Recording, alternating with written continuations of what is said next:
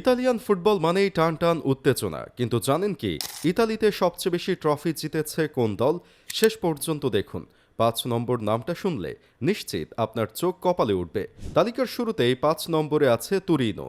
৭টি লিগ শিরোপা নিয়ে এই তালিকায় আছে তুরিনো, যদিও তারা শেষবার চ্যাম্পিয়ন হয়েছিল সেই ১৯৭৬ সালে। ৪ নম্বরে আছে জেনোয়া। তারা মোট ৯বার চ্যাম্পিয়ন হয়েছে। অবাক করা বিষয় হল ১৯২৪ সালের পর তারা আর শিরোপার মুখ দেখেনি, অর্থাৎ ১০০ বছর ধরে তারা ট্রফিহীন। এবার আসি রোমাঞ্চকর লড়াইয়ে। ৩ নম্বরে কে? ৩ নম্বরে আছে ১৯বার সিরিয়া জিতেছে জনপ্রিয় ক্লাব এসি মিলান। ২০২১-২২ মৌসুমেও তারা চ্যাম্পিয়ন হয়ে তাদের শক্তিমত্তা প্রমাণ করেছে। তালিকার ২ নম্বরে আছে ইন্টার মিলান। তারা জিতেছে মোট ২১ বার। মজার ব্যাপার হলো গত ৬ বছরের মধ্যেই তারা ৩বার চ্যাম্পিয়ন হয়েছে।